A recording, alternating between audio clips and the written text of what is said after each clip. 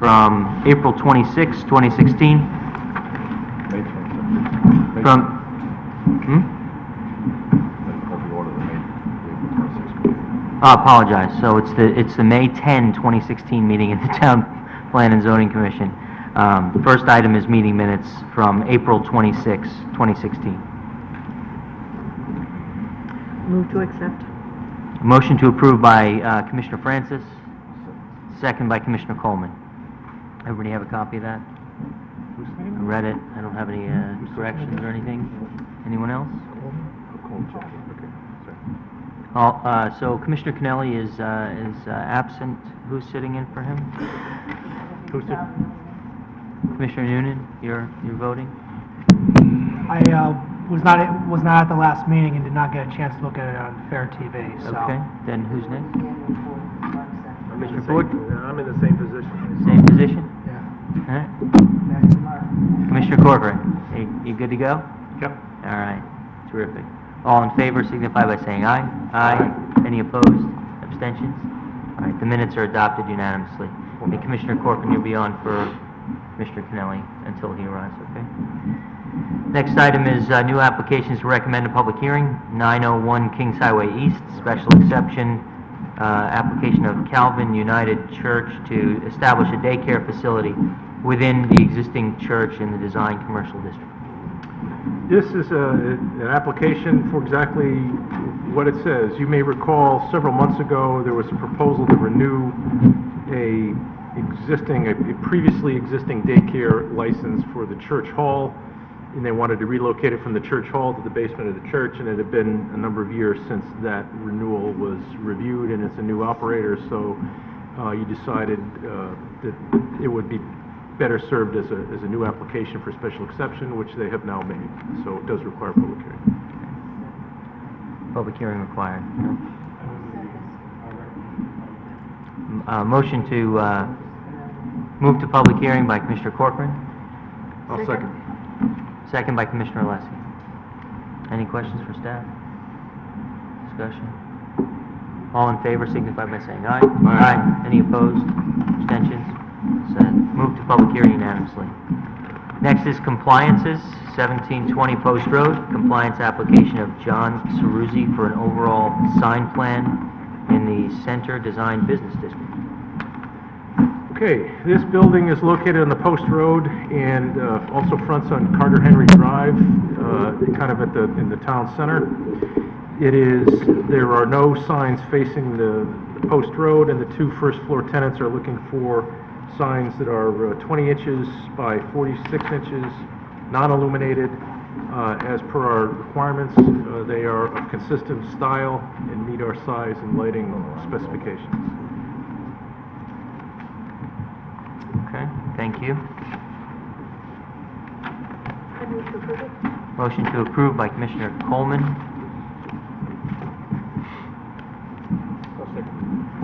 second by Commissioner McAlee. How is this going to work on the round portion of the building? If you look in the upper right-hand corner, they have a little detail of how they're going to do that. They show a little, they have to have a little standoff spacer there so they could mount it flat, but it's not, it won't be very far off the face of the building. Okay.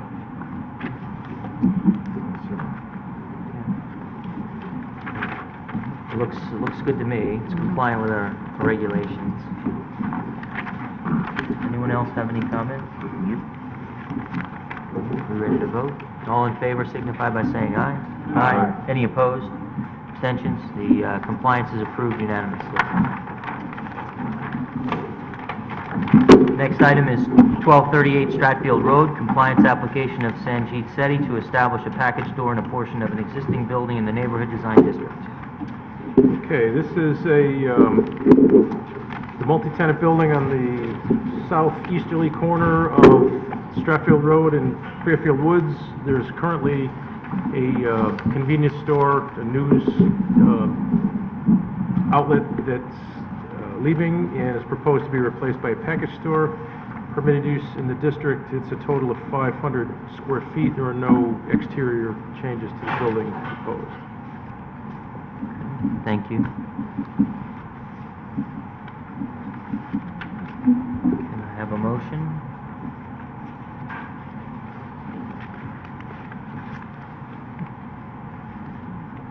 I'll move to approve. Motion to approve by Commissioner Barron's, second by Commissioner Corcoran. Okay, Commissioner Barron's?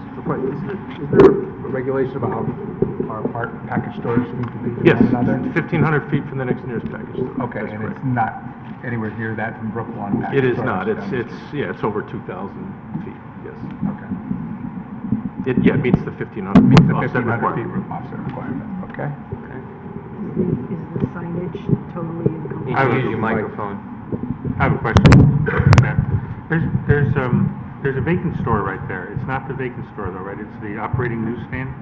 There's a vacant Chinese restaurant. It's, my understanding is that it's the convenience store that's being replaced. And it's just going to be that unit and not the two combined? Yeah, if you look at, there's a floor plan that they're showing the dimension of the store is 12, I think 12 and a half by 40. So it's not, yeah, so it's 500 square feet. Commissioner Francis, did you have a question? Is he going to apply for the signage later? The signage is not part of this application. There's a fairly unified plan there, so if it's something other than a face replacement, you will see it, but if it's a compliant face replacement, we'll handle that in-house. Thank you.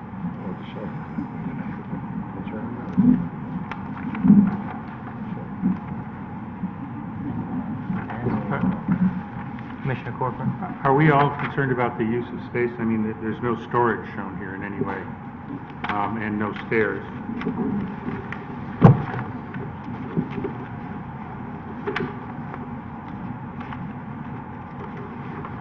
I don't know to the extent there are stairs, but, you know, again, this is an illustrative layout of how they're proposing to lay out their shelving. Right, I mean, I think it's up to the occupant to accommodate their own storage, and maybe they'll have storage on the top shelves and the sales on the bottom. I don't think that's within our purview. It's 500 square feet. Yeah. Is there any regulation about proximity to a school? No, there's not. No.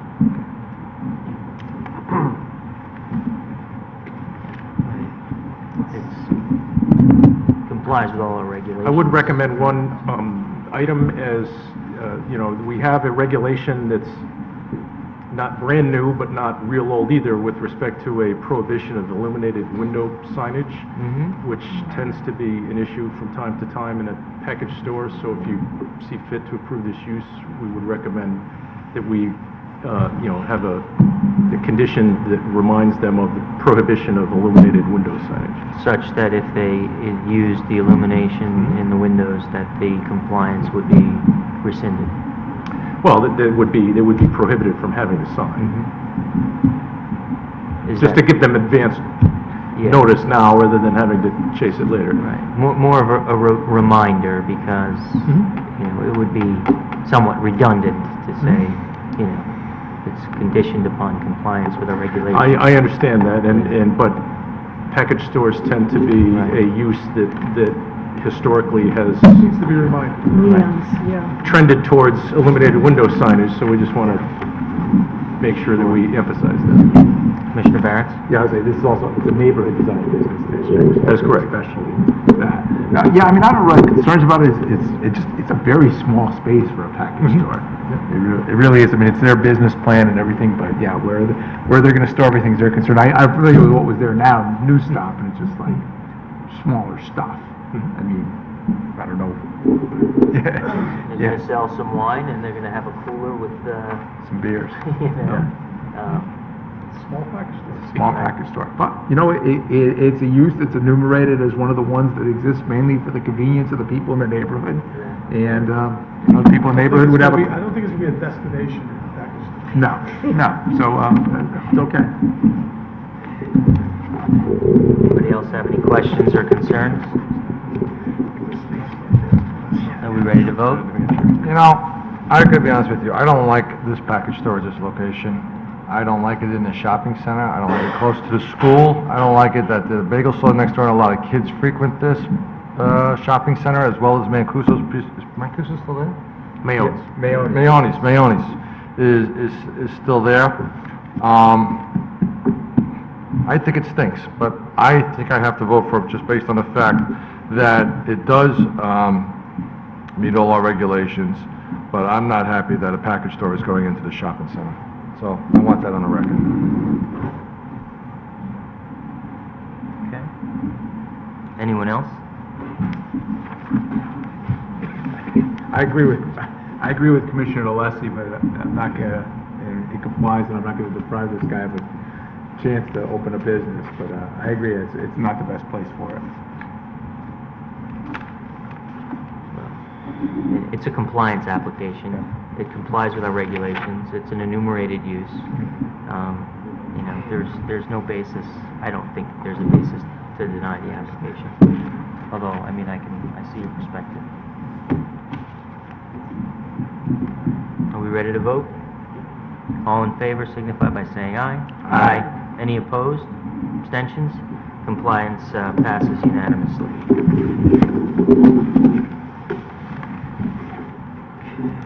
Next item is our public hearing, 845 917 Mill Hill Terrace, 130 and 156 Pease Avenue. Special exception application of Maplewood Senior Living pertaining to the construction of an assisted living facility in the AB, R3, and DRD zones, continued from 3, 8, and 4/26. So, thank you everyone for coming back. Where we left off was in the middle of public comment. Everyone who would like to speak will have an opportunity to do so. I just ask that you keep your comments focused on the issues that are before us.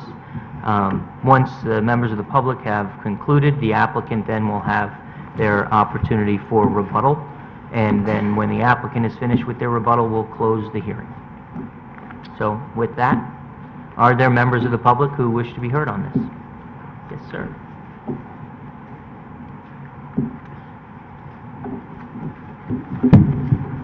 Good evening, Michael Hurley. I live in the area located close to the proposed development. I'm also a member of the RTM in District 10.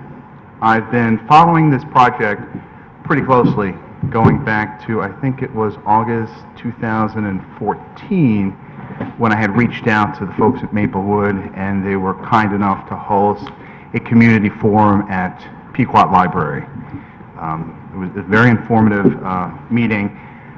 From what I've seen, I think there are strong opinions in the neighborhood on both sides and with the builder.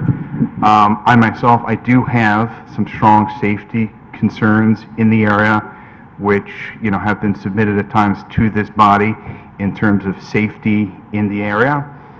I do think, however, that at some point the property will be developed. I think it's, without a doubt, that it will be developed, and it needs to be. I do think that we also need to be cognizant of high-density developments and the impact in the community if this was not to proceed, and I'm sure that the TP&Z, in your infinite wisdom, is keeping this stuff in mind. There are revenue issues clearly in the town. A lot of this is the result of, you know, some of these proposals that are coming out of Hartford.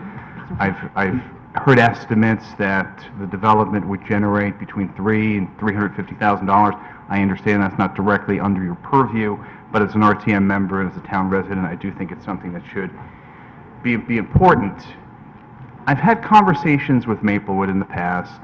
Fine people. They have a very good reputation. They stress to me their desire to work with the neighborhood and be good corporate citizens, and I have every reason to believe that they would do that. I also know the neighbors who live close to the proposal, and they feel very strongly, and rightfully so. It's a very, very large development. It's behind Mill Hill School. The area itself in the Mill Hill section of Southport really isn't designed to handle the building infrastructure that's there now. And we have a proposal for a building that's in excess of 90,000 square feet, which is gigantic. So I'm not sure if this can be done, but my hope would be that the two parties could come together. I see Attorney Fallon's here. There's members of Maplewood. We have the neighborhood group here. I think that Mr. Rosenstein and Mr. Sprague are probably the leaders of that community group. What would be the harm if there was to be, if the parties were to agree to take no action tonight and for Maplewood and the neighbors to sit down in some form of mediation session and see if they could come together in a reasonable compromise? I think that would be the best and the healthiest exercise tonight. I think it would be the best thing for Maplewood. I know that they're very interested in building in the town of Fairfield. There's no obligation for them to do that. I think it would be very good for the neighbors, because at the same time, going through an exercise like that, it's about compromise, where both sides have to sort of come together. So again, me personally, I do have some serious concerns from a public safety standpoint, but I also understand that ultimately it's going to be developed at some point. I'm not sure the TP&Z can sort of comment on my recommendation, but I do know that Mr. Fallon will be speaking soon, and perhaps a few members of the neighborhood would, and I just think it would be very, very helpful to all. I don't think that 30 more days would create such a problem for the folks in Maplewood. I understand it's a for-profit business. I understand they have investors. I would just ask to them, because I don't think it's really happened. And if it has happened where the Maplewood team and the neighborhood has really sat down together at a table to try and come to sort of an agreement as to what would be sort of reasonable for the area, I'd be very curious to hear it. But if not, that would be my strong recommendation for them to go into non-binding mediation. Thank you. Thank you, Mr. Hurley. Any other members of the public wish to be heard? You spoke last time. Yeah, I understand. I know I've spoken before. You have. Tonight, RTM Representative Eric Sunderman is not available to come. He forwarded a letter to me. He will forward an email to your email address identifying that the letter he wished to be presented be read tonight, and I would like to ask your permission if that's appropriate, and I did make copies for distribution. He would like it on the record. Okay. Do we have a copy of the email in the file? Yeah, I don't recall receiving that. Do you have copies for us? Yes, I did. Okay. Why don't you just, we'll take one for the record and pass the copies down. Let me take a look at it.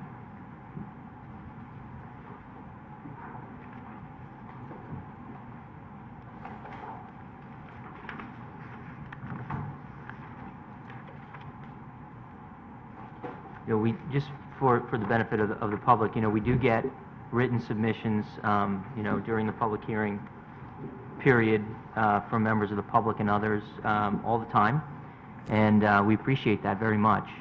So, you know, having the email in the record will certainly be considered by everyone. Is there a particular reason why you want to read it into the record? If you'll notice, it was his request, so I'm just trying to comply with his request on his email. I mean, I honestly don't feel the need to have it read into the record. Okay. I mean, it's Okay, speaks for that's itself. fine. It's short enough. Yes. We understand the issues. Okay. And he is the RTM representative that is on the Public Health and Safety Committee, and I think that's the direction in which he was writing from in his office. So I appreciate your time. Thank you. Right. Thank you so much. Mr. Chairman, just during the last session, Mr. Kennelly had asked me a question that I was not able to answer. For the record, it's Dave Rosenstein. And in the interim, I was able to find information responsive to the question that he had posed to me. So I felt it somewhat incumbent to get the answer to the question that he had asked. What was the question? The question had to do with the issue of the viability, long-term viability of facilities such as this, the one that is proposed, and their rate of failure, and what were the factors generally for the industry that led to possible failure for these types of facilities. Okay. Sure. So in the interim, as I said, I did have the opportunity to look into that question, did some research on it. I found that generally the sustainability of facilities as the one that is being proposed is tied to the overall economic condition of the marketplace, and in particular the real estate market. As elder Americans advance in years, they tend to take their largest asset, their house, and sell that to use to fund for facilities such as these. And if there's an economic downturn, particularly in the real estate market, that's when they don't sell, and that's when the vacancy rates on facilities like this tend to rise. And so what I'd like to do is give you a copy of an article from a scholarly journal, the American Bankruptcy Institute, that goes over the factors, and you can take a look at it, that impact the sustainability of facilities like this, and it talks about, in direct response to the question that Mr. Kennelly asked, that in fact that the default percentage rate for continuing care retirement communities rose from under 4% in 2007 to approximately 7% in 2011. And this was an article that was written in 2014, and notes a number of facilities that have actually had financial issues and have gone into bankruptcy.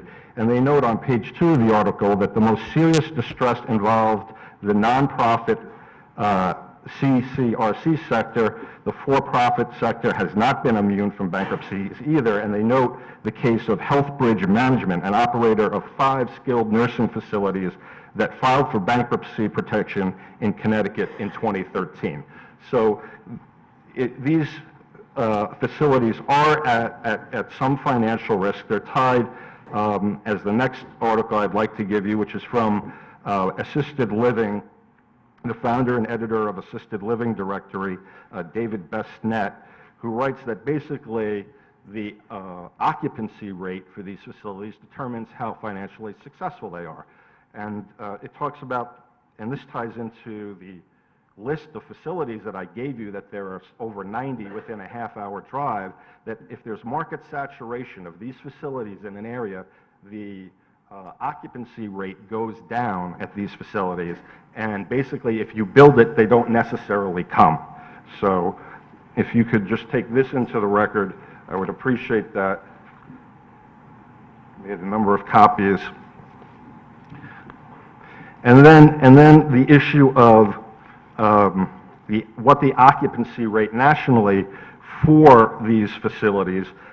C.B. Richard Ellis, a real estate development firm, came out in mid-2015 with a mid-year review of senior housing and noted that specifically for memory care facilities, that the occupancy rate nationally is in a decline and actually below 90%. And so these aren't oversubscribed facilities.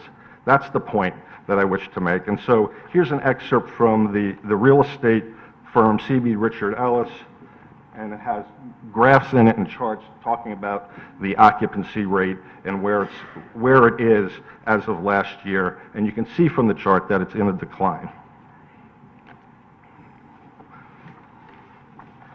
And my just final comment is, and this is something that was noted at the first hearing in the remarks of several commissioners, and including yourself, Mr. Chairman, regarding the traffic study. Now, this town doesn't have guidelines for traffic studies, as best as I can tell. However, I think by analogy, you can certainly look to what other local towns do in terms of guidelines for traffic studies, and the town of Norwalk, the city of Norwalk, has listed specific guidelines addressing the points that you raised. And I'd like to pass those out as well, and you can see, thank you, that they specifically reference in their guidelines on page 2.4-16 and the following page, that you need to consider bicycle and pedestrian issues. You need traffic volume data for a minimum of 48 hours, and that it should be conducted within 2 years of the application date at various points in time, including during the week and weekends, and that counts should be avoided during holidays, school breaks, periods between Christmas and New Year's, and periods of heavy weather, either extreme heavy rain or snow blizzard, and that you need to do it at various seasons. And you'll find this on 2.4-16 and 2.4-17. Those are the page numbers on the bottom of the page.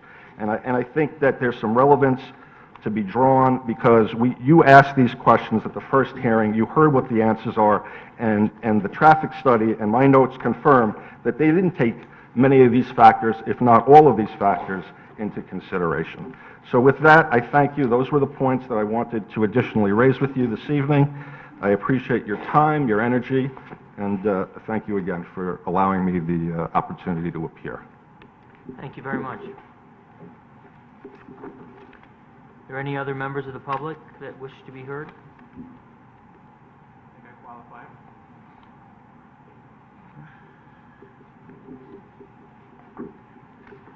Jan Reber, Beaumont Street. I'm here to strongly support Maplewood. I don't live in the neighborhood, so my opinion may be less relevant to you than it often is when I come here, but nevertheless, I think Maplewood has important implications for everyone in Fairfield. This large property can only be partially developed due to wetlands and other restrictions. The proposed development makes maximum use of the buildable area with minimal external impact. The building's well contoured to the property's geography and does not disturb the physical character of the largely residential area. The senior living use will generate far less traffic than other residential or commercial uses for the site. Senior living is an area of commercial use that's attracting developers to Fairfield. Maplewood will be followed by at least 2 more senior living projects in other parts of town. Fairfield needs to increase its commercial its commercial tax base, and needs commercial development that will generate secondary services in town. Senior living facilities create significant revenue for florists, hotels, restaurants, etc., without creating undue vehicular traffic or burdens on our school system. Peter Penzer, the chair of Fairfield's Economic Development Commission, endorsed this project and stated that, quote, "The proposed development represents a major investment in the community that could yield significant net new tax revenues and create employment opportunities and contribute positively to the community while affording elderly residents with additional housing options." Unquote. Alternatives to the senior living facility would likely be high-density residential development. The neighborhood seems to really underestimate the density required to make this an economically viable residential development. Traffic, including delivery vehicles, lawn care services, garbage trucks, etc., would far exceed the traffic that's expected from this low-impact current application. The applicant for the Maplewood project is a highly respected Connecticut-based operator of senior facilities. We can be confident this applicant will build and operate a high-quality facility. A central argument advanced by the neighbors is that Maplewood is out of character with the neighborhood. It's true that the 3 stories of Maplewood represent a taller structure than nearby homes. However, the property contours and lack of residences in immediate proximity mitigate this concern. This isn't a case of dropping a large building onto a flat lot between 2 ranch houses. Neighbors should also not ignore that there's other development in the area, so the neighbors already have low-impact commercial use as an element of the neighborhood's character. I value neighborhood character. I've argued here to preserve it. But sometimes it can be used as a form of passionate obstruction. I think that's happened here with this application. On balance, Maplewood is the best possible use of this property. If not this use, then what? If not this well-qualified applicant, then who do we want developing in Fairfield? Thank you. Thank you very much. Anyone else, any other members of the public wish to be heard? No? Going once, going twice? Okay. Attorney Fallon, rebuttal?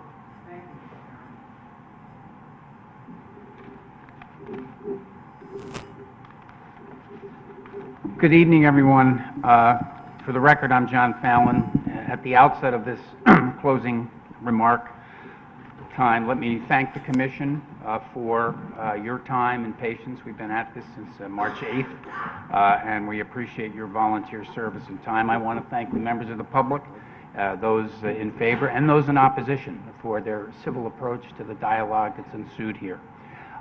What I'm going to do tonight is cover some points. We do have 2 people who will offer oral rebuttal on the issues of the environmental matters that you heard about and traffic, and then I'll briefly summarize. And I hope we can conduct this so that you'll all be on your way home before 8:45, and I say that now, and I see Mr. Alessi looking and said, I'm going to remember that. All right, let me just do some housekeeping here first, if I could. On April 19th, we did submit some revisions, some revised plans. They've been of record since April 19th to your office. What they basically did were two things. The site plan was revised to ensure inclusion of a stop bar, a stop sign, and additional pedestrian-oriented enhancements at the entrance. You'll recall at the hearing in March, there was consideration and indeed a request that we do that. The second thing that was submitted is the intersection site distance plan and profile. That includes detailed information with regard to the calculations of the sightline compliance with regard to our proposal. This was again something that was requested at the March 8th hearing. I would want to point out that that site distance plan and profile was reviewed and approved by your own staff and the town engineering department, Ms. Pooley. So the documentation with regard to the sight lines is complete. We also have entered into, as we had indicated and as the plan shows, a sightline easement with the adjacent property. The administrator of that property, Mr. Don Marchand, is here tonight, and that certainly has been taken care of as well. So those are the housekeeping items. Let me start off by saying, I think back to what was it, the Paul Newman movie, you know, we have a failure to communicate here. If I heard once during the opposition comments about a commercial facility, and a commercial facility here, and a commercial facility there, this is the Planning and Zoning Commission. These are the zoning regulations. This is not a commercial facility. What this is a permitted special exception use in the residential zone. As the Commission knows, special exceptions are recognized in zoning law in Connecticut as uses that fit within the fabric of a residential district. But because they are not single or two-family residential homes, they require a review by you to ensure that compatibility. Churches, schools, houses of worship, assisted living facilities. So right off the top here, the entire premise of a lot of what you heard about commercial facilities is just inaccurate. What the TLC case says, TLC versus Branford, is that when you do establish a use is permitted in the zone, it establishes a presumption that the use will not have adverse impact in the zone. The logic is fairly straightforward. If you think something is permitted, then there must be, in your mind, a presumption it won't have an adverse impact. We hear a lot about the neighborhood, and I thank Mr. Reber for his comments. But his point is well taken here. This is a wonderful neighborhood. We all know that. But it is a neighborhood, an area that already has a nursing home located there. It has a school. It has multifamily residential opportunities. It has I-95, and it has a commercial zone. Indeed, the Post Road, one of our most active commercial zones. So a permitted residential facility in this zone is certainly not out of character with the neighborhood. And it is not, as Mr. Rosenstein would have you believe, quote, unprecedented for the neighborhood. There was talk by Mr. Rosenstein with regard to the standards established by section 27.4.1. I would submit to you that the proposed low-intensity use located in a secluded area of a 27-acre site will most certainly not have any adverse impact on the use or the value of adjacent property. This permitted special exception use is consistent with the area, as I've said, based upon the numerous inclusions that I just referenced. So if we want to judge this by the standards of section 27.4.1, I say indeed, because it meets those standards. And I was distressed again tonight by these comments about the challenge, the need. Anybody who's done their homework, I don't care about national statistics.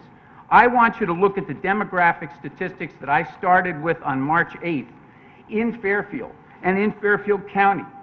There's a reason that you're seeing these facilities come before you now. The need is dire. Dire. Now, maybe the need in Bismarck, North Dakota, or wherever CB whatever was doing their work on a nationwide basis varies, but it doesn't vary here.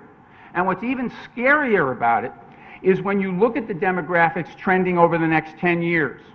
We're going to need more facilities of this kind as we age and as we deal with the ravages of age. And to state otherwise is ridiculous. And all of those statistics and all that material Mr. Rosenstein just gave you, I think Mr. Rosenstein acts in good faith, but he continues to miss the point. He calls this a commercial facility. He gave you all sorts of information about CCRCs, continuing care retirement communities. This is not a CCRC. He gave you all sorts of information about senior facilities where units are purchased having issues. This is not that.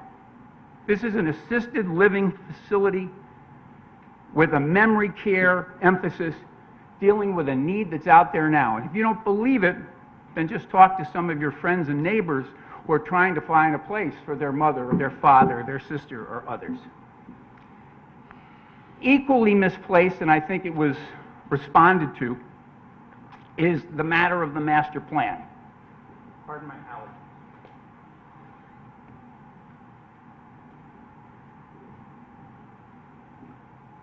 There is direct reference in your plan of conservation and development, Roman numeral C, 311, under housing goals, housing for senior citizens to include innovative and supportive options, quote, such as assisted living. All the comments, again, made by Mr. Rosenstein were unfortunately just inaccurate. He talked to you about the sections of the regulations that talk about encroachment of commercial zones into residential areas. That has nothing to do with this application, and it was pointed out to him. So this is a permitted use in the zone. He talks about discouraging zone changes. We're not seeking a change of zone. It's a permitted use. He talks about the acquisition of open space. Well, let me tell you something about the acquisition of open space. 15 of the 27 acres of this site will be preserved in perpetuity as open space. And let me make another statement for the record, which is important, because if hopefully, as we hope you will, you grant this, it should be a condition of approval. We heard at the March 8th hearing consideration by the Commission of the public accessibility of this open space. Since the March 8th meeting, we have met with Mr. Carey and Ms. Jacobson of the Conservation Commission. We are in the process of finalizing, as the inland wetlands permit requires us to do, a long-term management plan for that open space. And we have suggested, and they have concurred, that the open space in question here will be made accessible to the public on an unlimited basis. And we have a series of trails and other things under their supervision that will be established. And we'd like that to be, if you see fit, a condition of your approval. That was one of the points that I wanted to get to with you. Now, will this be labeled as open space akin to other open spaces Yes. around town with a sign and an entrance for people to ingress and egress through The these long-term trails? management plan, we had always, as part of our original application, proposed a series of trails and what have you that were going to be used at that point in time for the maintenance and ingress and egress for maintenance purposes to the facility.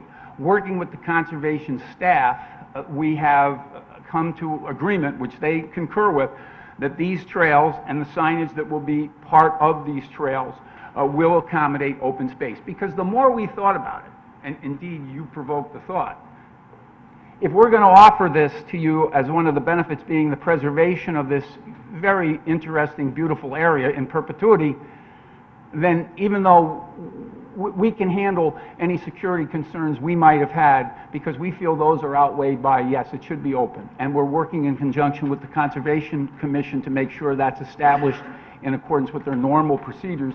and we welcome a condition of approval to that effect. That's terrific to hear, and we appreciate that.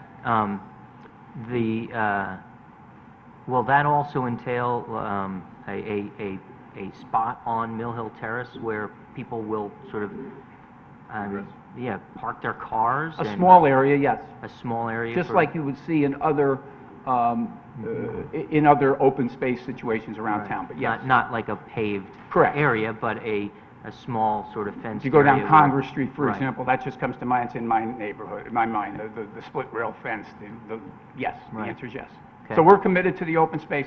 That was something we wanted to tell you tonight, and we hope and expect you'll want to include that. And that is true with respect to well, you said it, 15 of the 27 total acres would fall into that Right. category. There'll be trails and what have you, that, because there's certain areas of that 15 acres that don't really lend themselves to hiking and accessibility. But again, working on the long-term management plan with the conservation staff, we have laid out a series of trails and what have you that will provide access to those areas.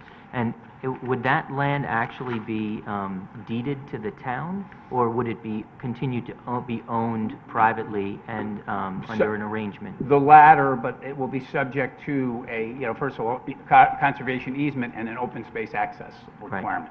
Okay. Okay? So we wanted to let you know that, and we appreciate you guiding us in that direction.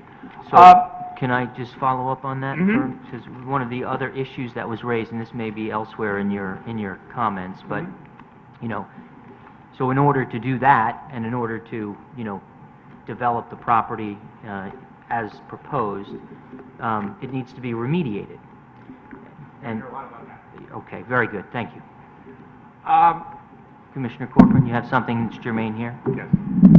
How would the trails and the parking and the split rail, how would that be maintained over time? Under the original conservation permit, which is part of your record, there was a provision requiring a long-term management plan that will have to be reviewed and established by the Conservation Department, and they have enforcement for that. That was originally to be in place to keep those trails viable for their own access and so on. So that's how it will be done. It will be under the long-term management plan and the supervision and authority of the Conservation Department. A few other comments before we get to the hearts of the matter.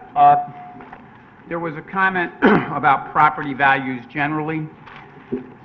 Let me make very clear again what I said at the beginning. The law is that as a permitted use in the zone, there's a legal presumption that it will not have an adverse impact on surrounding property values. Ergo, it is the opponent's obligation, if they wish to try to rebut that legal presumption. That was not done here. The law also entitles you, as commissioners, to use your own knowledge, perception, and experience in making judgments with regard to the implementation of your regulations. And here I would submit to you, you have 27 acres of property, 15 of which are going to be retained in open space, and one well-screened, attractive structure on the property. I think you can make your judgments with regard to, as a permitted use, this not having any adverse impact on any surrounding property.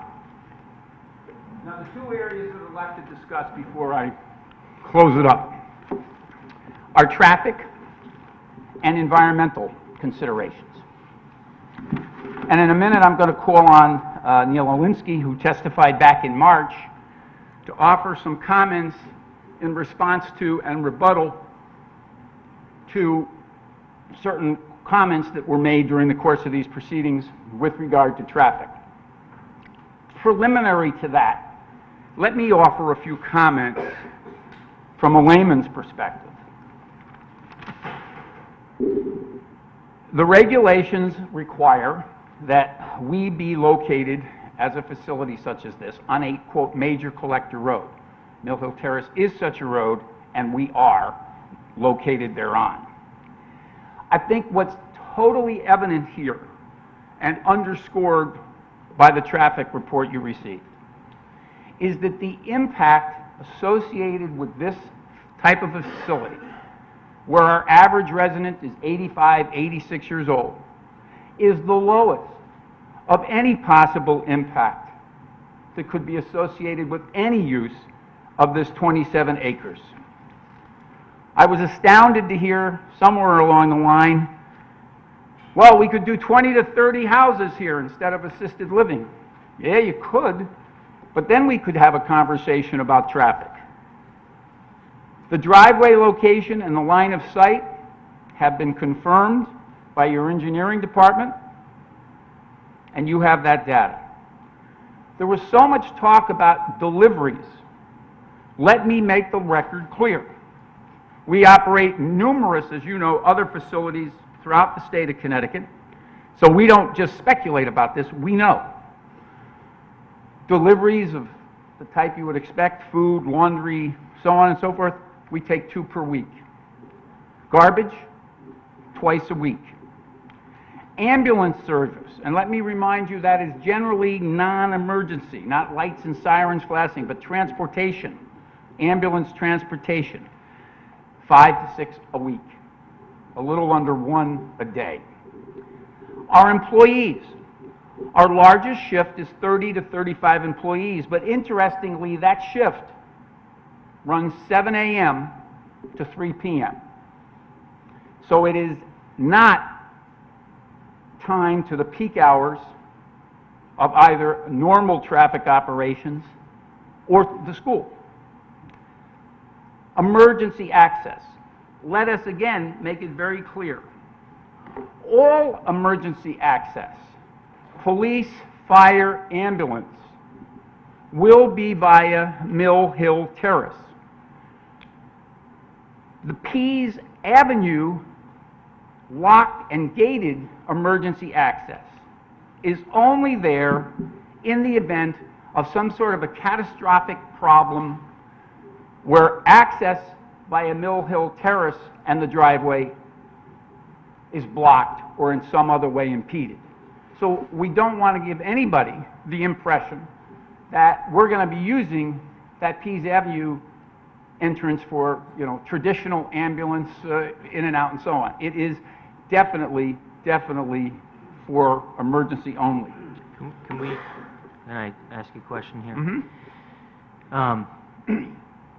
Yeah, I'd raised this during your presentation, your original presentation, about connecting the parking lot, the main parking lot, to Pease Avenue as an exit only, and creating a T there, and providing, an additional exit there. How does the applicant feel about that? We made, with all due respect to Mr. Hurley's comments, we've made repeated efforts to involve the neighbors. One of those efforts was a commitment we made to the neighbors that we would maintain that Pease Avenue entrance and exit strictly for emergencies under the circumstances I just described. We would like to honor that pledge because we've been consistent with it. Our parking complies with or exceeds the regulations. It is certainly well within the scope of what is required based upon not only your regulations but our practical experience. With regard to these holidays and all these concerns about overflow parking and so on and so forth, all I can say is, and I mean this sincerely, from your lips to God's ears, if it was only true. But when you're dealing with a facility where the average resident is 86, he or she may have family, but they may have outlived a lot of their family, or their family may be distant. And they don't have a lot of friends coming to visit them either. But we're very, very comfortable that your parking, compliant as it is with your regulations, will provide more than adequate parking on site. There's been a lot of conversation throughout these proceedings with regard to sidewalks. Even today, I noticed the letter from Mr. Sunderman that I just saw. He talks about pedestrians, and that was obviously a key focus of the commission. We are established and committed under these plans that are before you to create new, wider sidewalks on both sides of Mill Hill Terrace. You have an email, which I won't distribute to you unless you want me to. I'll pass it down. I have it. But this is an email from Laura Pooley to Mr. Wendt, dated February 18 of this year. And she makes it clear Item number 4, that we are going to place concrete curbs and sidewalks and driveway aprons along Mill Hill Terrace, so that if the question is improvement to existing pedestrian issues, we're certainly addressing that. Yes, Mr. Lacy? Proposed revised sidewalks at what, 3 feet now? Well, the sidewalks as they exist today are asphalt on Mill Hill Terrace, and they're relatively narrow. I think Correct. they're probably about 3 feet. What are we showing as proposed? So, and this is a point that I wanted to talk about. Mm-hmm. The revised plan that you mentioned earlier that you submitted has a note that says, maintain existing asphalt curb and sidewalk along Mill Hill Terrace. And I looked in the plans because I wanted to try to find what was proposed along Mill Hill Terrace. You've got a lot of frontage here, and you don't have any issues with respect to setbacks. The building is however many 100 feet away. That sidewalk is frequently used, as we've heard lots of testimony about. It would be a major improvement for the neighborhood if that sidewalk was widened and was, made into a more of a park-like, area. If it was even 6 or 8 feet wide. We are unequivocally... 6 feet, Yeah, we're unequivocally in favor of that, and the only thing I want to make sure of, and I'm looking for Mr. Romano, I just want to make sure that if we establish a condition of approval, which we're all comfortable with, the width is consistent with what we can do. But we had always intended, and we were going to, and it's about what, 400 and how many feet? 440 feet of sidewalk. Exactly. And we're here to say, we want to replace it, we'll widen it. 6 feet doable? All right, Mr. Pete Romano will just address that. Thank you. Good evening, Pete Romano with Land-Tech. One of the suggestions we talked about was actually having a little grassed shelf between curb, little grass shelf, and then a 4 or 5 foot wide concrete sidewalk. Right. So it gives some protection so people don't walk out to the curb. Exactly. Plus, it also helps with the snow removal and all that kind of stuff. It does. So do you have what room with the grass You have enough room there, for how big? 6 feet total. 6 feet? I mean, that 2 with the shelf, grass? yeah, 2 feet of shelf, and then 4 feet of walkway. We can make it, we could give an easement or whatever we have to do. I think it'd be 4 foot wide sidewalk with a little shelf would be, if there's some areas where it gets narrower there, we can provide an easement or, Yeah. All right. And now, what about the in between the sidewalk and your property? Then, can we put? Will there be any barrier, or will that just be an open area? Can we put up a little rail fence or something like that along the? we hadn't proposed it right now. There's some serious landscaping going on in the immediate vicinity of the entranceway, but look, if it's a condition, we'll do something to Take a look provide at the that. Yeah. landscaping plan. We thought the landscaping plan would not be enhanced with a fence, and we don't want to give a preclusive sort of feel that a fence can sometimes give, but we'll do whatever we want. I mean, Right. we- Well, I wasn't speaking of something that was 4 or 5 feet tall. Right. I'm talking about just like a little wooden, I something you might personally- see along I the personally Merritt. don't think you get much out of that, but we'll defer to you on that. The thing that is important is, because there was so much conversation in this record with regard to pedestrian issues and existing perceived problems in the neighborhood for Right. pedestrians and bicyclers, I just wanted to be here and say, and I'm glad the chairman clarified it, we have every intention of replacing and widening that sidewalk. Excellent. Now, just in your comment just now, you said on both sides of, I think I heard you say, both sides of Mill Hill Terrace. I mean, along our frontage, I'm sorry if I misspoke. Right. On your side, right, on this. Yeah, covering The both southerly sides from side. the driveway. I Right. mean, Both sides of the driveway. Our entire Right. frontage. Understood. So I was going to ask, like, how are you going to get the No. permission to do that? Right. Okay. So that's Mill Hill Terrace. Does anybody else have any questions about sidewalk on Mill Hill Terrace? All right. You're also going to be doing sidewalk along Pease Avenue, correct? Where you have an area of frontage? I don't believe we didn't propose to. Because we don't really see much use on Pease, but Well, we can take a look at it. Is there an objection to including, it's not that much frontage on Pease Avenue. Is there an objection to sidewalk on Pease Avenue? We would prefer, in light of the 400 and some 40-foot run of sidewalk on Mill Hill Terrace, not to have to modify the existing sidewalks on Pease, because frankly, we think the Pease sidewalks function well, and we're not proposing to utilize that area at all as part of our development, except for that very limited emergency access. But at the end of the day, like everything else, it's a condition, the commission's discretion. Thank you.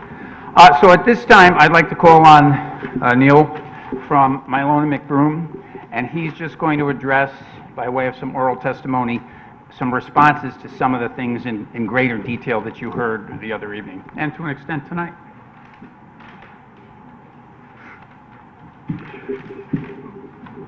For the record, Neil Olinsky with Milo and McBroom. I'm going to go through some of the rebuttals on traffic that Mr. Attorney Fallon had brought up. In fact, he touched on a bunch of those, so I'm going to breeze through this relatively quickly. Traffic volume data. There was comment that we didn't collect enough data. We actually collected 10 days of data. That's both manually and automatic traffic recorder data. So a total of 10 days of data. We collected data in 2014, in March and April of 2014, as well as January of 2015. We ended up using a lot of the more current data, but what we found when we looked at all the data was there was very little variation day to day in the traffic volumes. Pretty consistent throughout the week, for instance. Sorry. No problem. This area generally doesn't experience seasonal peaks. There's no summer peak in traffic, for instance. Granted, there's some Little League activity going on and things like that, but that's generally later in the evening, after the shift change times at the assisted living facility, after the school dismissal, obviously. Some school's not in session in the summer as well.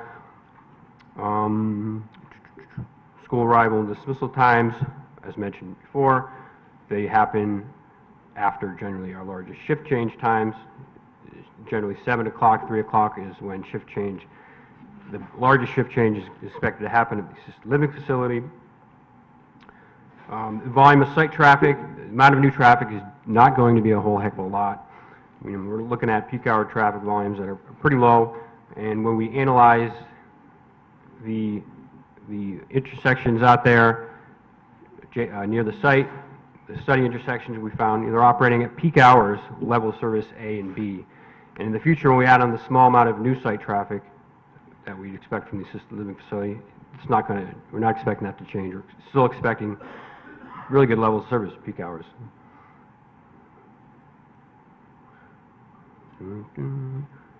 A lot of this stuff has been mentioned. Don't want to have to reiterate a whole heck of a lot. There's been mention of what's going to happen with, are people going to be walking on Pease Avenue? Is this development going to generate pedestrian traffic that's going to go up and down Pease? I think you might get, maybe, it's hard to predict obviously, but there may be a handful, maybe one, maybe two employees you might expect perhaps would take the bus line along Route 1 and have to walk up Pease. But they're going to be using the infrastructure that's out there, the streets and segments of sidewalk, like any other neighborhood resident walking their dog, for instance, would do. So we're not expecting, in the first place, a whole heck of a lot of pedestrian traffic generated by this development. We are accommodating pedestrians, as mentioned, along Mill Hill Terrace. We're going to be adding a new sidewalk. We're going to be putting a crosswalk across the site driveway, and as well as a stop sign and a stop bar for motorists exiting the site, sort of standard traffic control for a site driveway. If I could just interrupt you for a moment. Sure, no So I problem. have a quick question. So you said, we heard some testimony that the peak shift, or the largest shift, would be about 30 to 35 employees. Do you feel, the parking there? Assuming, like you said, some employees may take public transportation, so those would be the walkers, but you thought it would be few. Will the parking be adequate to handle the number of employees plus visitors so- Yeah, I mean, Could we- you just explain like why you think that would be adequate? As Attorney Fallon mentioned, we're meeting the regs. We think the regs are appropriate. The employees, some may take the bus, but, most are obviously going to drive. We think there's going to be enough parking, and everybody thinks there's going to be a whole heck of a lot of visitors for assisted living facilities, but when you really look at the numbers, at any one given time, there's only really a handful of visitors in addition to the employees. So it'd be mainly the employees using the parking, and there's Correct. how many spaces? 48, was it? I forget. 65. 65? Okay. Mhm. 65, so 35 employees and 65 spaces. Yes. Okay. Thank you. No problem.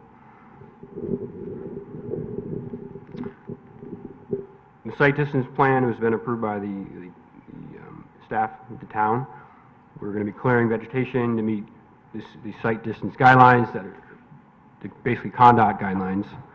We collected travel speed data out there in 2014, 2015, and we used the higher volumes, 85th percentile speeds of actually 41 miles per hour, if I'm not mistaken, to meet those basically long sight distances for 41 miles per hour.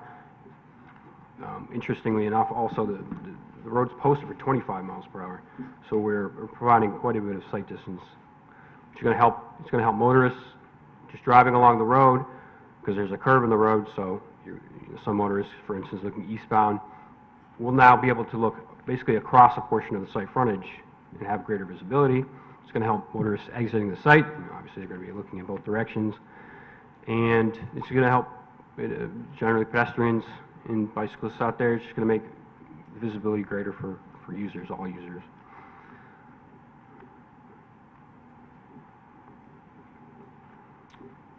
I think we hit on everything, just about everything.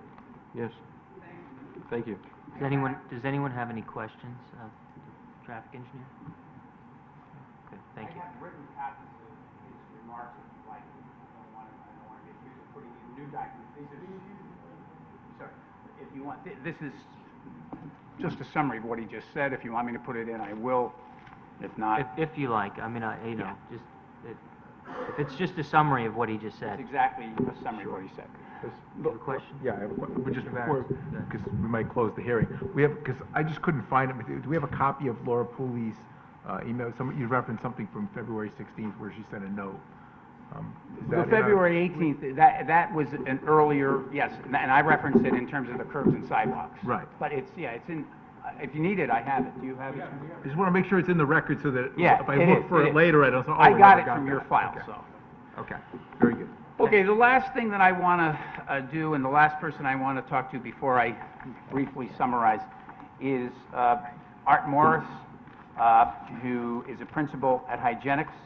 And Hygienics conducted both the Phase 1 and the Phase 2 testing on this site, and will be responsible for the site remediation. In introducing Art, I want to just call to your attention a few things. We went 4 or 5 evenings of public hearing before the Inland Wetlands Agency. And that resulted in the unanimous issuance of Inland Wetlands Permit 2014, which I think is part of this record. It is. Okay. Each and every scintilla of testimony that you heard during these proceedings was exactly the same testimony, verbatim, that was offered to the Inland Wetlands Agency. And indeed, while I appreciate Mr. Rosenstein's withdrawal of the intervention petition, if you looked at the intervention petition when it was first filed, it basically, the only thing that was changed on it was the heading. So that instead of saying Inland Wetlands Agency of the Town of Fairfield, it said Planning and Zoning Commission of the Town of Fairfield. But every other line in it was verbatim the same. If you look at the inland wetlands permit that issued. And particularly if you look at page 10,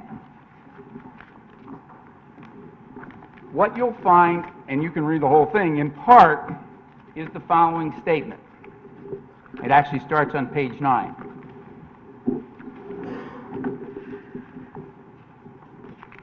The Inland Wetlands Agency denied a similar inland wetlands permit application for the site in February 2015 due to what they established was a lack of substantial data related to a comprehensive Phase 2 ESA that included the entire site and residents' concerns of historic filling activity. As part of this inland wetlands permit application, the applicant has addressed the Commission's previous concerns and submitted substantial soils and groundwater data collected during the Phase 2 ESA activities on the site. So what the Commission did and what they said was they denied the application for one reason only, and that was they wanted a Phase 2 of the entire site that would include a focused review of the testimony that was been offered, identical to what you've heard during these proceedings about allegations of historic dumping on site.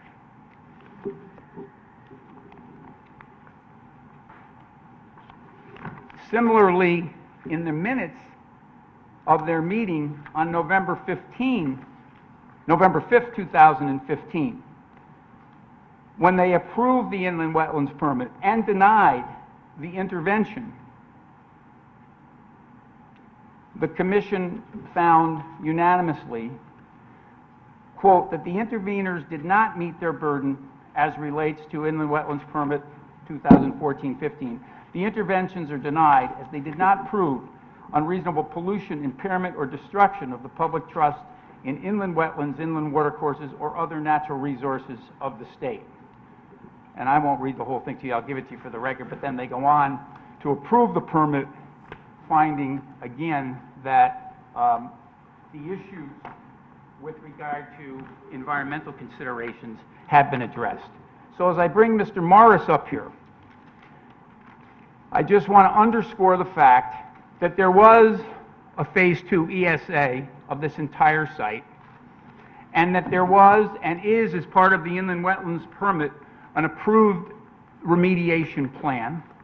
And what I'm going to ask Mr. Morris to do is briefly describe for you in rebuttal the manner in which this investigation was undertaken and the manner in which the remediation will be accomplished. Thank you. Before you do, so just because we're here, the long-term conservation plan that we talked about just previously, that's referenced on page 14.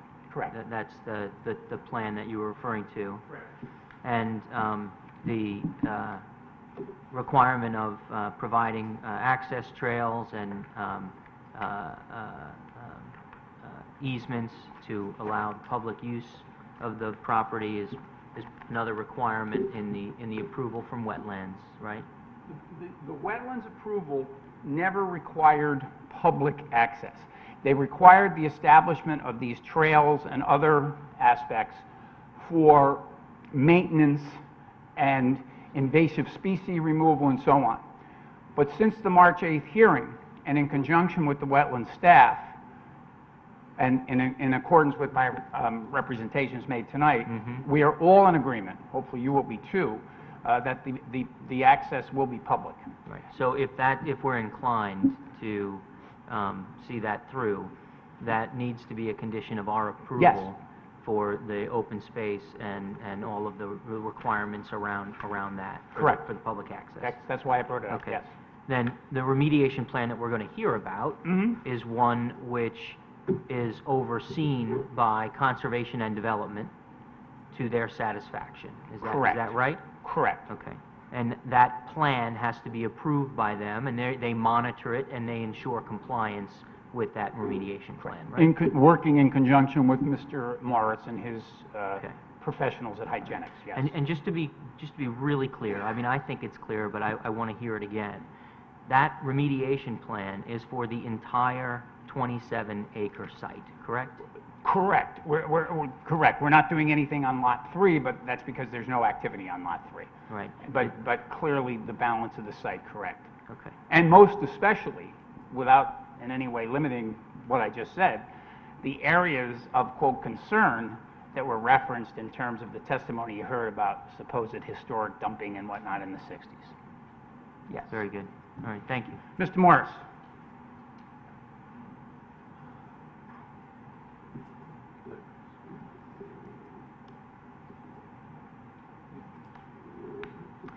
Once again, for the record, my name is Art Morris, and I'm with the firm Hygienics, and I am the person who is responsible for developing the sampling plan and for the interpretation of the data that came from that plan. Just a little bit of background about me. 40 years of experience in the environmental field, 14 years experience in public health, so I do have a lot of background in public health. I spent 18 years as a licensed environmental professional and about 27 years doing site assessment. So I do have extensive background in this type of field of work. And I will say that we spent a lot of time developing the scope of work for the investigation of that site, which I will say exceeded anything that you would normally do under current standard ASTM standards, or the state of Connecticut has what they call the TASA guidance documents for investigating a site. So we actually went beyond that, but there was a reason we did that. We did this because there was an earlier public hearing, and there was information that was brought out in the public hearing. So last year we went back and we took a real fresh look at that site, and we looked at all the historic background about the site. We took all the concerns raised by the neighbors that there was some indiscriminate dumping that occurred back in the early 60s. So we really carefully reviewed the data and allegations, and we tried to develop a sampling plan that would address all of those concerns. And that's essentially what we did. So in last year, I guess it was in March or April, and the reason we actually did a complete reconnaissance of the property, because the property is heavily overgrown, as you would expect. And in April and March, it's the best time of the year where you could really evaluate the entire site. And so we did. So as I said, we went back with the concerns by the commission and by the public.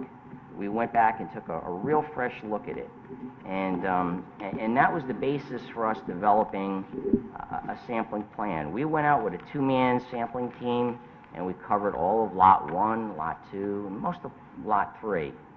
And the concerns that we had for developing the plan were related to concerns for fill being present along Mill Hill Terrace, disturbed areas along Pease Avenue, and areas where the site will be developed as well. Our assessment included a review of earlier geotechnical borings that were done structurally. So we looked at all the data from all the available data that we had. There was some earlier installation of groundwater wells. And so in developing our sampling plan, we looked at developing and putting wells in to see what's migrating onto the property, as well as what's leaving the property, as well as what's actually in the interior of the property. So it was comprehensive. And then we developed a plan. We said, well, we really need to look at all the possible, or I'll say potential contaminants that could have been introduced on the property. So we looked at persistent chlorinated herbicides, pesticides that could have been used maybe in the old farmlands. We looked at the potential for volatile organic compounds, semi-volatile organic compounds. We looked at the potential for polycyclic aromatic hydrocarbons, petroleum hydrocarbons, and metals. So we really did cover the full basis of the types of things that could potentially have been introduced on the site. So what we did is we developed a sampling plan, and I will say that a lot of the materials, or the positive materials on the site, really were along pathways and roadways where there has been indiscriminate dumping. And these are the areas where people had noticed that there are some old artifacts. There was an old tractor, parts of an old car. There were some drums that were present. Some of those drums actually did contain bottles and cans. So we looked for labels on everything. It was a very thorough investigation. And as a result of that, we went and we collected these samples in all of these areas of concern, areas where there was potential to be something, mainly areas, as I had identified, where we saw a drum or we saw a container. We would sample those areas. As a result of that, we did find some levels that were slightly above criteria from the standards. But generally speaking, when we did find something, there's usually probably a good reason for it. For instance, we did find, I should start by saying what we didn't find. We never found any pesticides or herbicides in any of the soil samples. We never found any polychlorinated biphenyls. We never found any volatile organic compounds. So many of the things that would be a concern and raised in these earlier hearings, they're not there. But what we did find, which probably could be expected, is in some areas, for instance, we did find some low-level petroleum hydrocarbons. And in one case, we found it near an empty, rusted tank. And we suspect that that tank maybe held oil or heating oil. And indeed, we did find some low-level impacts just underneath and below that vessel. And some of the other areas where we found things were up on the Mill Hill Terrace. We did find some polycyclic aromatic hydrocarbons. Probably not surprising, because you will find those things in asphalt. You will find them in some native-appearing types of contaminants. You could find it in ash, burnt material. So some of the things that we found probably aren't surprising, and in the concentrations we found them are not alarming at all. So we went through this process to identify anything that could be a problem, and in any case, whenever we did find it, there was usually a reason for it. For instance, we did find there was one reference by Mr. Rosenstein where there was levels of metals present, and they were actually we found some copper and some lead, but those were right in an area of a debris field where there was some wires, there was some pottery, there was just a bunch of debris, and it could be accounted for from the types of materials that were present. We did collect a lot of groundwater samples on the site. We did some on the up gradient side and on the down gradient in the center. And interestingly enough, probably the only areas where we found anything that had some levels above what you would expect were from the coming onto the property near a feeder stream. So essentially what we were probably picking up is materials being fed onto the property from stormwater.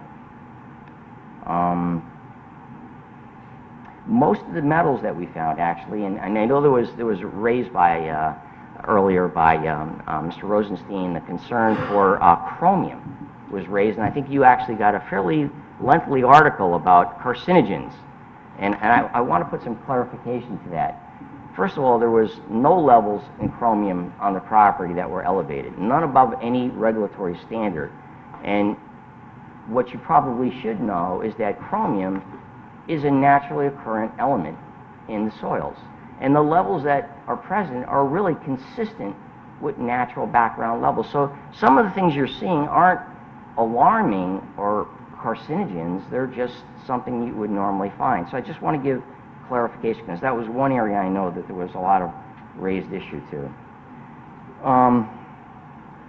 Most of the stuff, as I said, that we attribute the problems to are really from indiscriminate dumping that has occurred over time. And we've identified those areas, and we propose to clean those areas up. And some of the areas that have some soil levels that were slightly, and I use the term slightly because that's all they really were, above criteria, the applicant is going to remove the debris and any soils that may be impacted below that. So that is our remediation plan. There was also concerns raised by that during the development that there's going to be migration of all kinds of contaminants that are going to be generated as a result of this development. And I might add, at the area where the development is going to take place, there really are no contaminants. Most of the areas that have, and again, I don't want to give it as, these are very select areas on the property where we found things. So I really want to dismiss the concerns that we're talking about widespread problems. They're not. So I hope that brings some clarification as to what our findings actually showed us. So, sure, and then I think we have a couple of questions. Sure. So just so I'm clear, so we've identified areas that will need to be remediated. Those areas, the soil will be removed, it'll be tested down to a level where there is no indication, correct? That is correct. Will Hygienics also, as part of this remediation plan, you'll be remaining on the scene during periods of construction, so that if there ever was any excavation that would note any unusual or discolored soil, that same process would be repeated Right. by you throughout the period of... We actually, and I apologize when you get it, one of the things that we will do is that if during construction you see, and this is actually, by the way, I'm sure you've seen this in most cases with development, if during development, if you encounter anything that's discolored, looks unusual, you'll put that to the side and we'll have that evaluated. I don't anticipate it in this case, not in the area where the development will occur, but that is actually standard course of action on most development sites, and that is something we do propose. So has a remediation plan yet been submitted to Conservation? Yes, Development? we actually, this is a very abbreviated response to the question. Sure. But I'm sure you have in front of you, Mr. Rosenstein had given you a very thick copy of our actual report, and it's very detailed. Mhm. Test pits, where those locations are. There's a very elaborate plan, which I can show you, that details where on the property that these areas will be remediated. So it is very detailed. I just kind of gave you a kind of an overview without going into a lot of depth Right. about each location. I think the report that we have from May 2015 is the assessment and investigation report, Mhm. right? Correct. Is there a separate remediation plan? No, what you have is the complete. It's actually part of the recommendations in our report. So, and because in the report are recommendations, conclusions, findings, conclusions, recommendations, page 19, where, you actually go through, specifics as to what should happen on the property, removal of debris. Now, I'm reading from page 21. Remove debris and soils containing blah, blah, blah, blah, blah, and it goes on to talk about the different steps that are to be taken. So this is the plan. That is the plan. This has been submitted to Conservation? It has. And Conservation is going to be responsible for overseeing this and making They sure approve that the site is fully cleaned up? Correct. What would you estimate the cost of remediating this site? Honestly, I didn't go into it. I don't think it's a very large value. Most of what you're doing is scraping some of the soils that are literally just below the debris piles.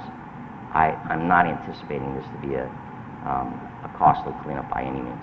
How far do you go down? I don't know that you're going to have to go very far at all. I mean, some of the impact we had, like petroleum hydrocarbons, we had, 1,100 on parts per million or something like that. Your regulatory compliance is 500. Our experience is you may not even have to dig more than a foot if you dig that. So I'm not anticipating this being, I believe it's mainly where there was contact with some of these debris. So, if I'm understanding it correctly, you go in, you remove an amount of soil and you test it, and then you test the soil that's underneath that, where you've gotten to ensure that either that the levels are within normal limits, and you're done. That's correct. Right. And will all of the construction be contained on the site for the actual development? And maybe it is a better question. It's probably a for- better question for the developer Okay, than yeah, the all right. environmental All right, very good. Does anyone, does anyone else have any more questions for the, Commissioner Francis? Was any coal tar ash found? No. Okay, and will there be any monitoring wells on an ongoing basis for a There'd be year no or 2 need years? to.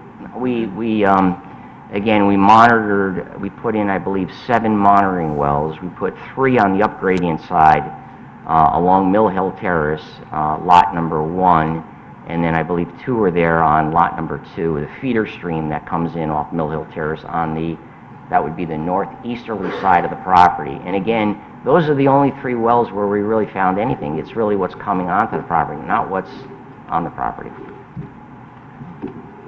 Commissioner Barrett? Yeah, I mean, actually, Mr. Fallon asked you the questions a lot better than what I was going to ask also, but I just want to make sure I understand, like, kind of the sequence of the remediation plan. If you could just take me through that. Soils get removed to a certain level, I don't know, but how deep, and then testing is done. Will it be like test pits like you had in the original testing? How many areas would you test there? Well, we've already identified the areas that we Plan to are going to remediate. So what would happen is those areas, again, and these areas that we have found the problems are those areas that have debris. So they're physically definable. And what we would do is after the debris is moved, we would take samples, confirmatory samples. Well, first we do some excavation, and then we take confirmatory samples to document that we actually got rid of whatever soils were slightly above regulatory criteria. Okay. And then this is done prior to construction starting? I don't know that that's necessary because most of the areas that we're talking about are outside the areas of the development. Most of these areas are really on fringe areas. No, they're not actually within the development area. Okay. That's why I was brought in the construction element to this. I'm sorry, Since yes. Yeah, no, and it overlaps, different areas of testimony, but that's what I wanted to know about. And then during construction, it might not be the area where you found stuff, but more stuff's going to get dug up during construction. So what is the plan? I think you said, well, we found some discoloration.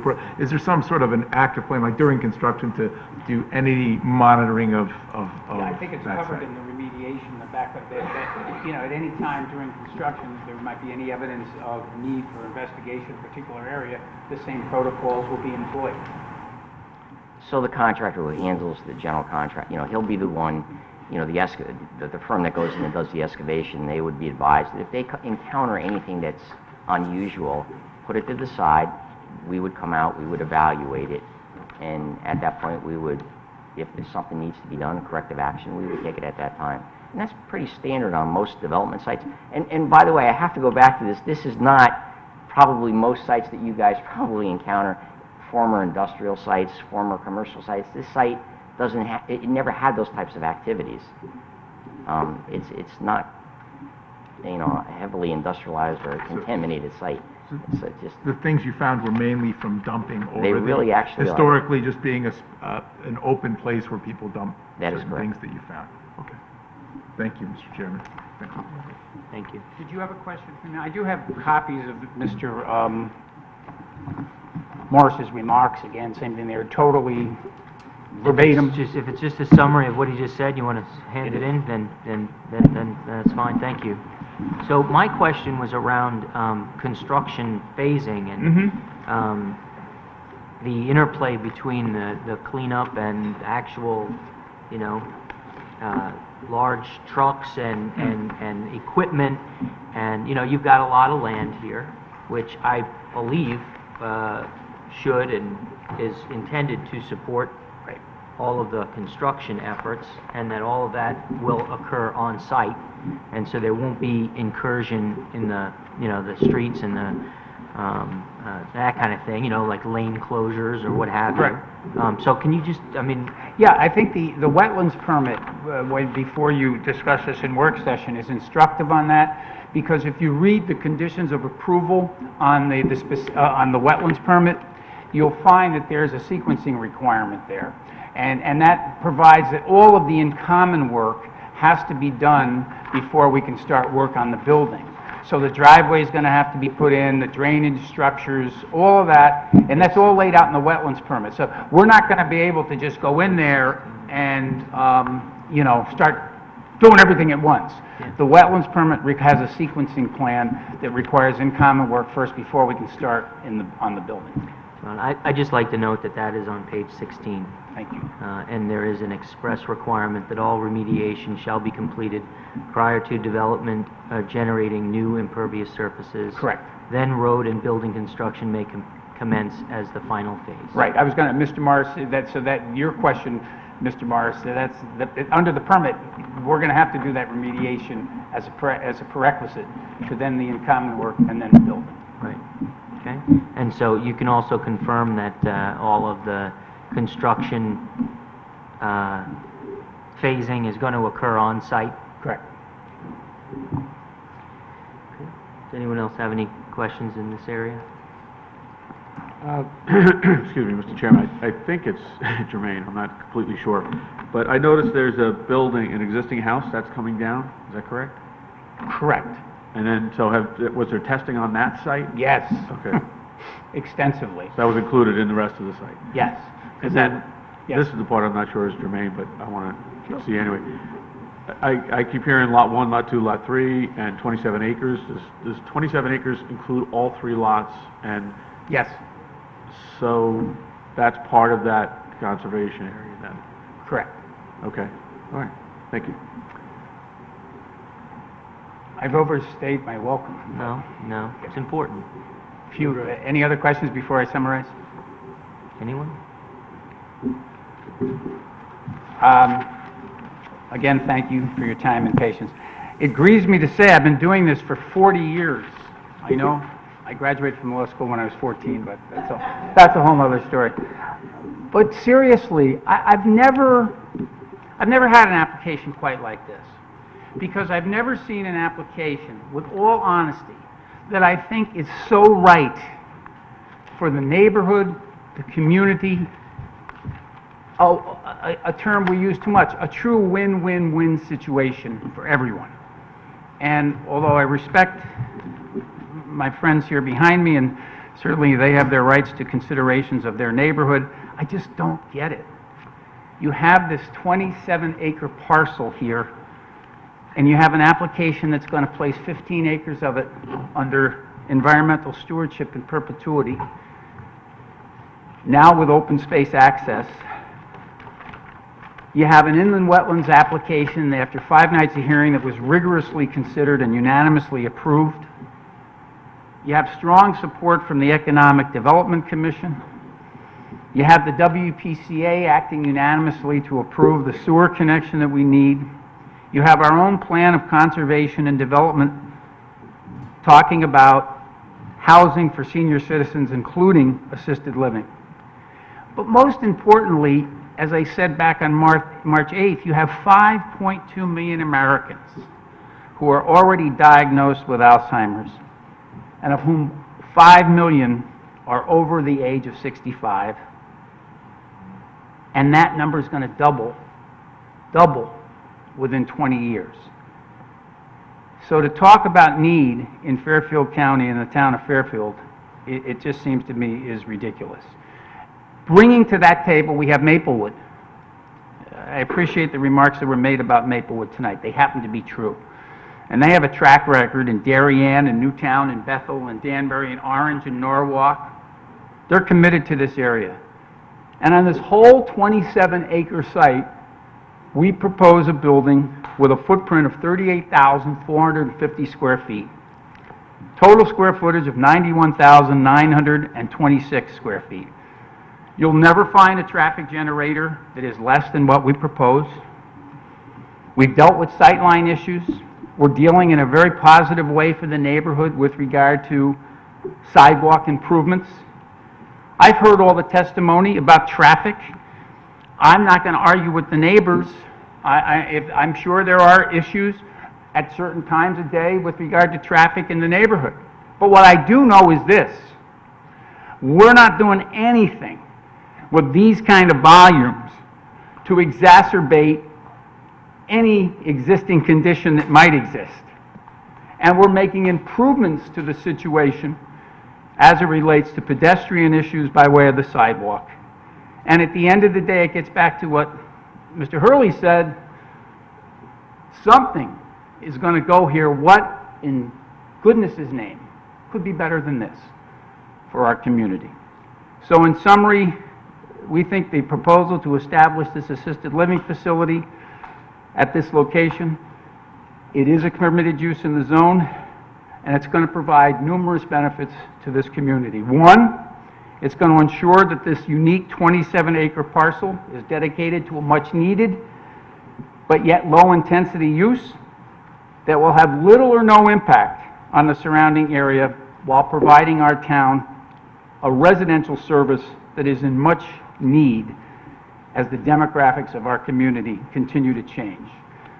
Secondly, from an environmental standpoint, a most substantial portion of the property is going to be placed under environmental stewardship in perpetuity and maintained as an ecologically thriving, publicly accessible open space area. But in the final analysis, the most important benefit is to establish for our residents, our moms and dads, our brothers and sisters, our families, perhaps someday ourselves, an assisted living facility that meets the special needs of a growing number of individuals in our community, many of whom are friends and family members. So it is a win-win application. We hope you will see it that way. We thank you very much for your patience throughout these proceedings. Thank you. Thank you very much, Mr. Fallon. And with that, I will close the public hearing on this item, and I will adjourn the hearing.